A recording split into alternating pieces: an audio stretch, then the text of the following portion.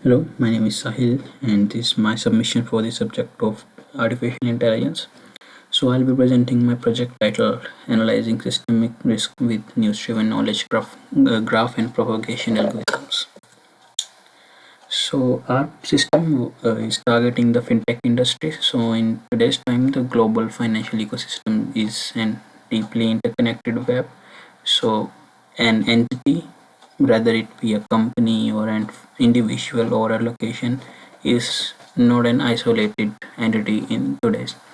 So, for example, so a recent news came out in which sort of displays this connected connected entity problem that we are seeing here.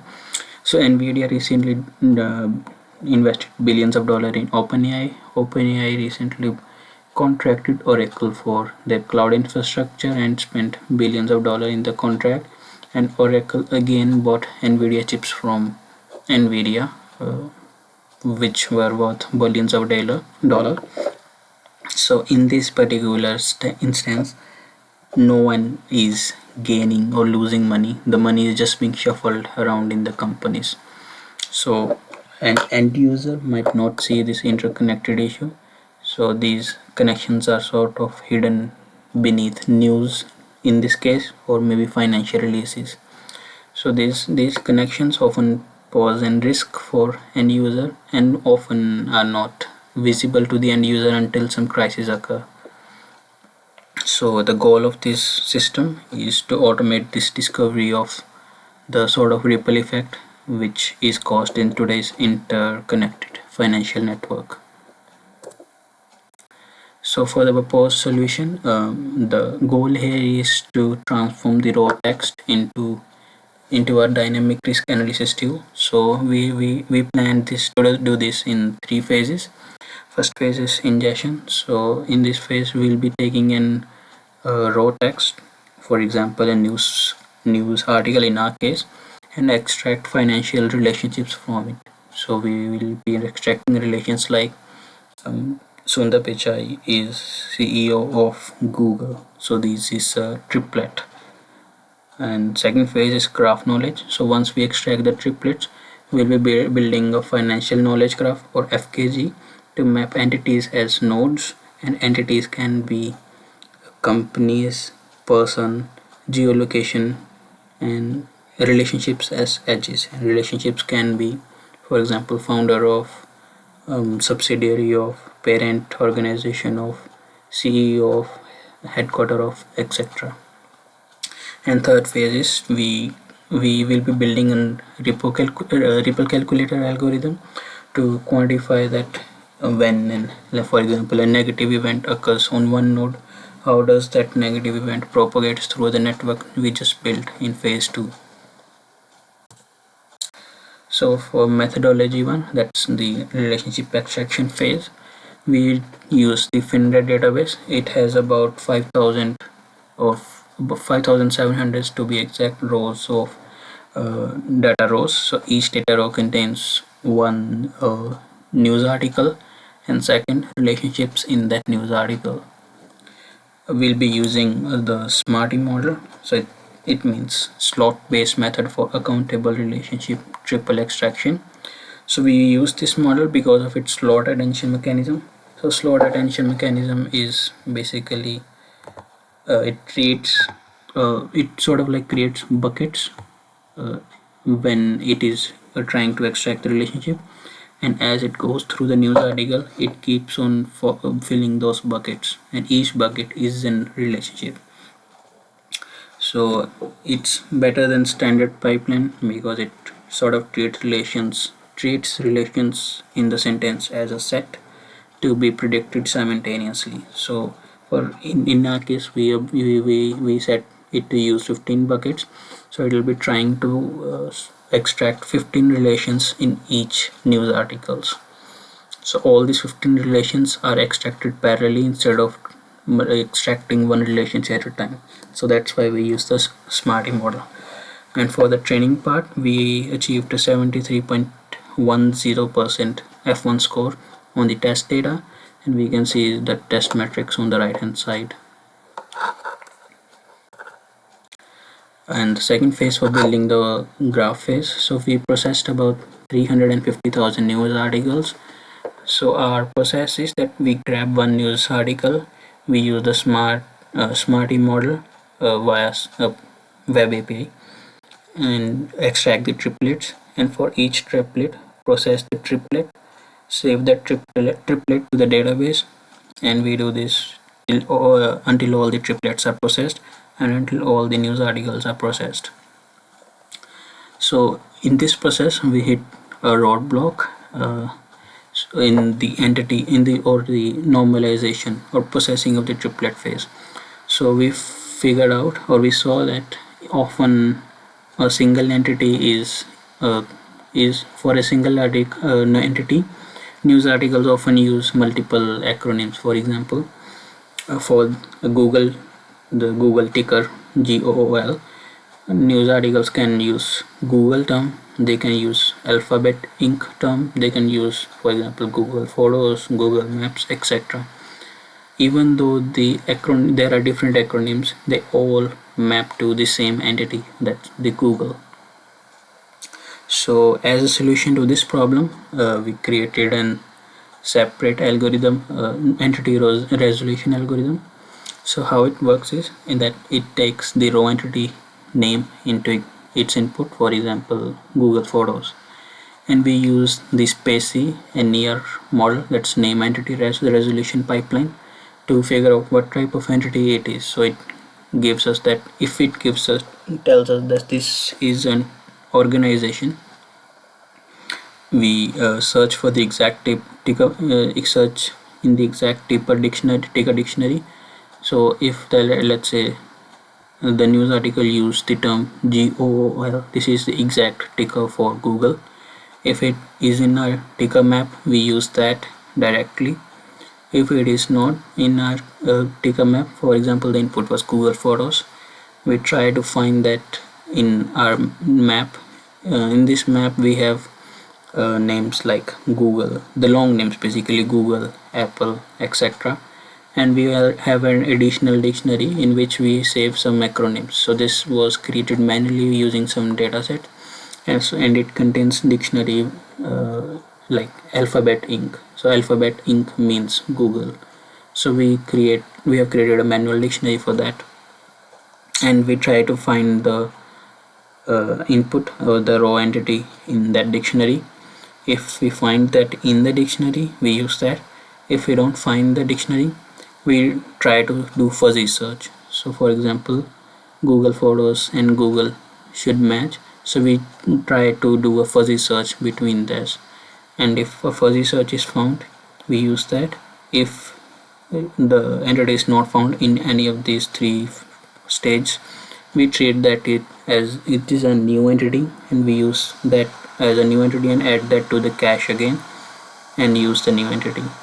So how this helps is that as we keep on discovering new entities, we keep those adding into the cache dictionary, and eventually the dictionary should ideally contains all the entity names. So we are not basically we are reusing the same or reinserting the same entity in multiple rows. We are just using the same database row. So,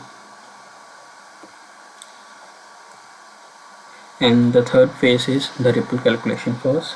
So we used an algorithm called spreading activation algorithm. So this theory is actually used in psychology domain, but we found that this algorithm is really useful or for our use case. So basically how it works is that it treats an event like an impact pulse. So for example, if there's a negative sentiment on a node, it calculates how it is transmitted to its connected node using this formula.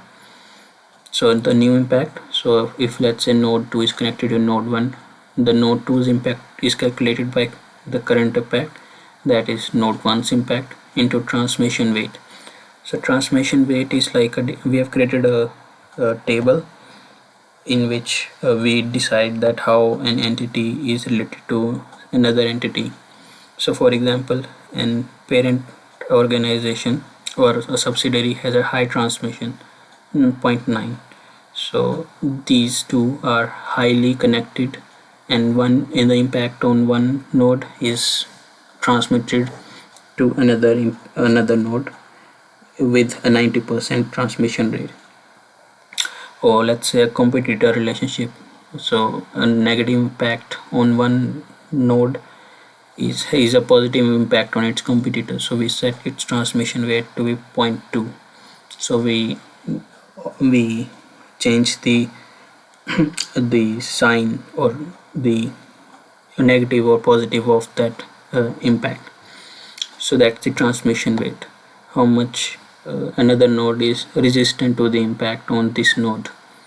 Third is susceptibility. So a person node, or let's say a country node, has more can absorb more impact compared to a person node.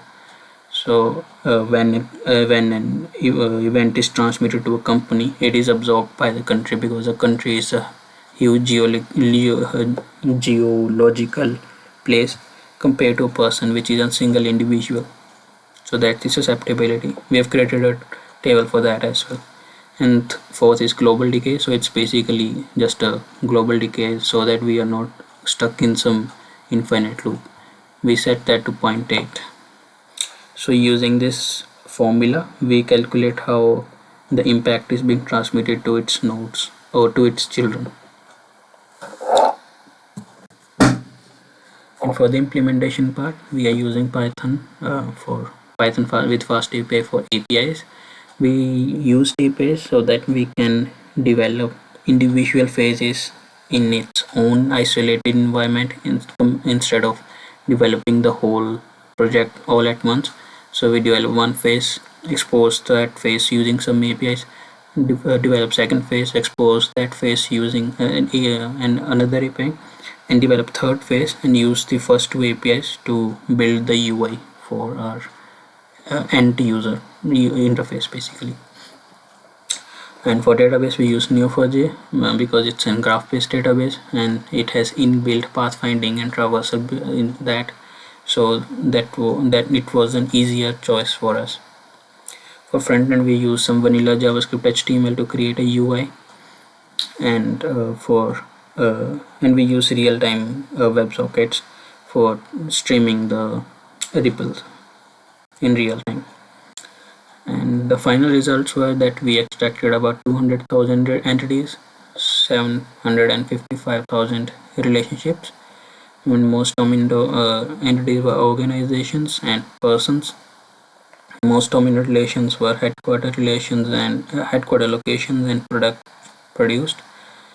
And obviously the financial hubs were identified as the most connected nodes because multiple entities reside in an financial hub. So for the advantages part, so this product or the system exposes second and third order risk which are usually invisible to end user. This is a dynamic system, so the news can be used to update the system compared to, for example, the 10K filings which are released in every quarter. This has a potential to be more up-to-date system. And thirdly, this is not a black box system, which is true for many AI models. This system can quantify that if a node or impact on node was calculated, why it was calculated. And for the drawbacks, the dataset size is a major drawback. It has about 5700 sentences, which is good enough for POC, but if you want to make it more accurate, a bigger dataset size will be a huge plus for us. Secondly, the weights that we calculate in the table are based on rationals. It's not learned from any data yet. For future work, the larger dataset will be most will be high priority in a to-do in future, which may include more relations like competitor and supplier, and in fact more data itself. Second, we would like to look into the graph attention network. So we would to replace the static heuristic weights in the transmission table. The graph attention network is a good alternate.